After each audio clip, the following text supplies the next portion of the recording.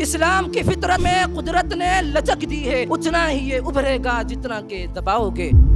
وحدت ادیان وہ تصور ہے جو تمام مذاہب کو ایک ہی سچائی کی مختلف تصویریں قرار دیتا ہے کہ وادی فاران کے پہاڑوں سے بیت المقدس کے محرابوں تک، نیل کے کناروں سے عراق کی فضا تک، ہر نبی ہر رسول ایک ہی صدا بلند کرتا رہا، ان اعبدوا اللہ ما لکم من الہ غیرہ۔ سب مذاہب برابر ہے، سب راستے ایک ہے، سب منزل مقصود تک لے جاتے ہیں، یہی وہ تصور ہے جسے آج وحدت ادیان کہا جاتا ہے۔ دنیا کے رنگین نظریات ایک طرف اور رب کا فیصلہ ایک طرف، وَلَن تَرْضَىٰ عَنْكَ الْيَهُودُ وَلَا النَّصَارَىٰ حَتَّىٰ تَتَّبِعَ مِلَّتَهُمْ۔ نحمده ونصلي على رسوله الكريم، أما بعد فأعوذ بالله من الشيطان الرجيم، بسم الله الرحمن الرحيم۔ أفغير دين الله يبغون وله أسلم من في السماوات والأرض طوعا، وقال النبي صلى الله عليه وسلم والذي نفس محمد بيده لا يسمع بي أحد من هذه الأمة يهودي ولا نصراني ثم يموت ولم يؤمن بالذي أرسلت به إلا كان من أصحاب النار، رواه مسلم۔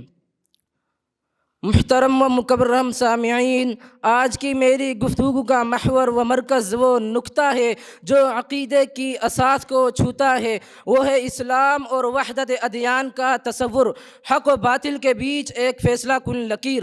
زمانے کے بکھرے ہوئے صفحات پر جب انسانیت کی کہانی تحریر ہوتی ہے تو ہر دور میں ایک سوال اپنی پوری گہرائی اور سنگینی کے ساتھ سر اٹھاتا ہے، حق کیا ہے، راستہ کون سا ہے، اور انسان کو اس کے رب تک کون لے کر جاتا ہے۔ صدیوں کی مسافت، تہذیبوں کی رونقیں، مذاہب کے مینار، فلسفوں کی گرد آلود کتابیں، ان سب کے درمیان انسان ہمیشہ کسی ایک روشن چراغ کی تلاش میں سر گرداں رہا جو اسے بھٹکی ہوئی راہوں سے نکال کر سچائی کی شاہراہ تک پہنچا دے۔ انہی تلاشوں کے ہجوم میں ایک نعرہ بلند ہوا، سب مذاہب برابر ہے، سب راستے ایک ہے، سب منزل مقصود تک لے جاتے ہیں، یہی وہ تصور ہے جسے آج وحدت ادیان کہا جاتا ہے۔ وحدت ادیان وہ تصور ہے جو تمام مذاہب کو ایک ہی سچائی کی مختلف تصویریں قرار دیتا ہے۔ یہ تصور نجات کو ہر راستے کا ممکنہ انجام ٹھہراتا ہے، خواہ عقیدہ مختلف ہو یا شریعت متضاد۔ اس فکر کے مطابق اسلام، یہودیت، نصرانیت اور دیگر مذاہب سب ایک ہی ترازو میں تولے جاتے ہیں۔ یہ تصور یہ باور کراتا ہے کہ حق کسی ایک دین میں محدود نہیں بلکہ ہر مذہب اپنی جگہ کامل و معتبر ہے، مگر اسلام کی نگاہ میں یہ خیال سراب ہے، بلکہ سچی ہدایت صرف اسی دین میں ہے جو خاتم النبیین پر کامل ہوا۔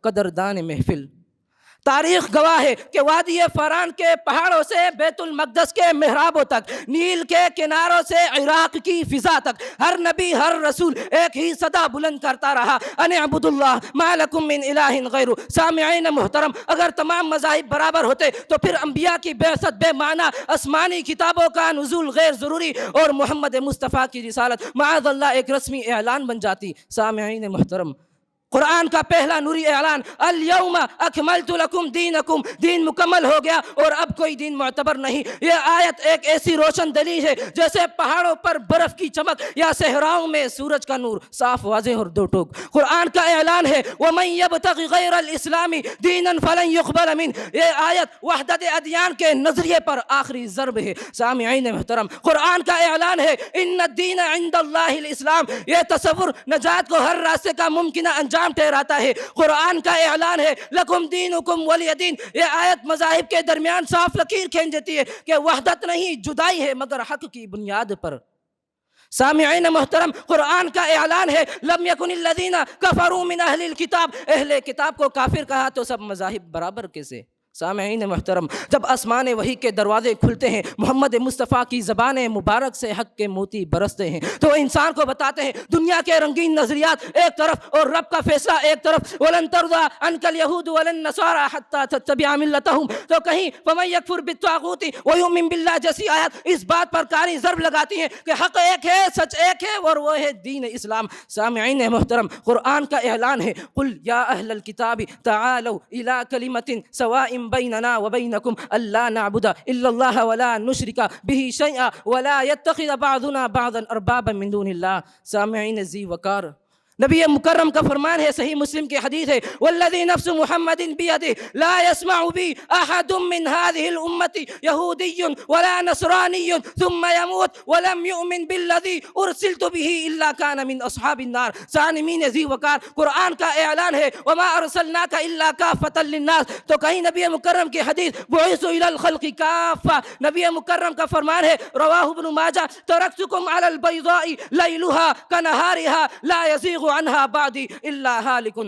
سامعین ذی شعور، اگر تمام مذاہب برابر ہوتے تو پھر دو متضاد چیزیں ایک ہی وقت میں درست کیسے ہو سکتی ہیں؟ اسلام میں رب ایک اور عیسائیت میں تین، تو یہ مذاہب کیسے برابر ہو سکتے ہیں؟ اگر تمام مذاہب برابر ہوتے تو اسلام میں شراب حرام، مسیحیت میں اکثر فرقوں کے نزدیک، تو یہ برابر کیسے ہو سکتے ہیں؟ عبداللہ بن عباس رضی اللہ عنہ فرماتے ہیں، من اتبع غیر الاسلام دینا فلن يقبل منه۔ امام ابن تیمیہ رحمہ اللہ مجموع الفتاوی میں فرماتے ہیں، کل حق فهو واحد وکل ما خلا فهو باطل۔ محمد بن سیرین رحمہ اللہ فرماتے ہیں، الحق فهو الادیان كلها باطلہ الا الاسلام۔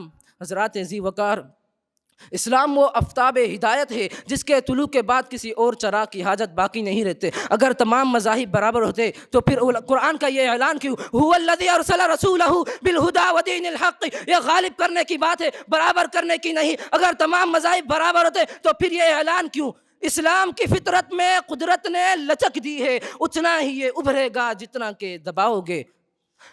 اصل وحدت توحید ہے، نہ کہ مذاہب کا برابر ہونا۔ اور تمام ادیان اپنے زمانے تک درست ہے، مگر اب شریعت محمدی کے بعد کوئی دین معتبر نہیں۔ وَمُهَيْمِنًا عَلَيْهِ فَاحْكُم بَيْنَهُم بِمَا أَنزَلَ اللَّهُ وَلَا تَتَّبِعْ أَهْوَاءَهُم۔ نور خدا ہے، کفر کی حرکت پہ خندہ زن، پھونکوں سے یہ چراغ بجھایا نہ جائے گا۔ وَمَا عَلَيْنَا إِلَّا الْبَلَاغُ۔